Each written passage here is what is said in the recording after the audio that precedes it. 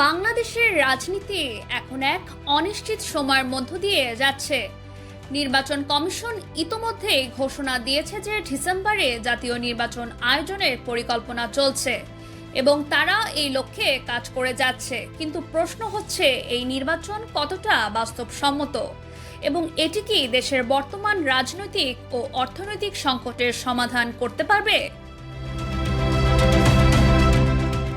সম্প্রতি ইউএনডিপি এবং 18টি আন্তর্জাতিক উন্নয়ন সহযোগী দেশের রাষ্ট্রদূতদের সঙ্গে এক বৈঠকে নির্বাচন কমিশনার আবুল ফজল মোহাম্মদ সানাউল্লাহ জানিয়েছেন, নির্বাচন কমিশন ডিসেম্বরে জাতীয় নির্বাচন আয়োজনের জন্য প্রস্তুতি নিচ্ছে এবং তাদের অবস্থানে কোনো পরিবর্তন হয়নি।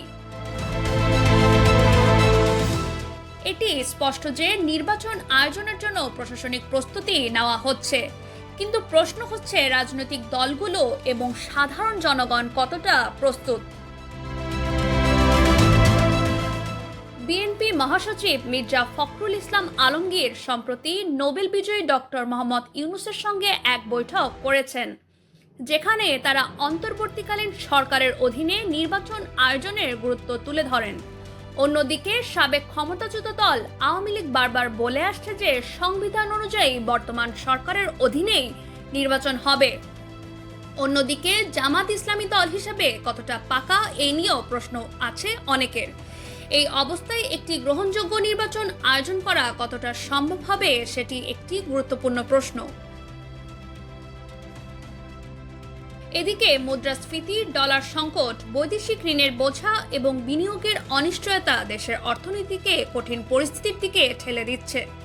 নির্বাচনের সময় রাজনৈতিক অস্থিরতা যদি আরও বেড়ে যায়, তবে তা বিনিয়োগ, রপ্তানি এবং সাধারণ জনগণের জীবনযাত্রার উপর বিরূপ প্রভাব ফেলতে পারে।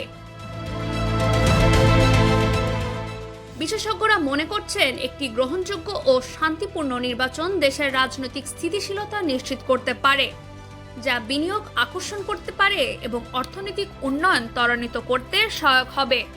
তবে যদি নির্বাচনকে কেন্দ্র করে সহিংসতা বা রাজনৈতিক অস্থিরতা বৃদ্ধি পায়, তাহলে অর্থনীতি আরও বেশি দুর্বল হয়ে পড়তে পারে।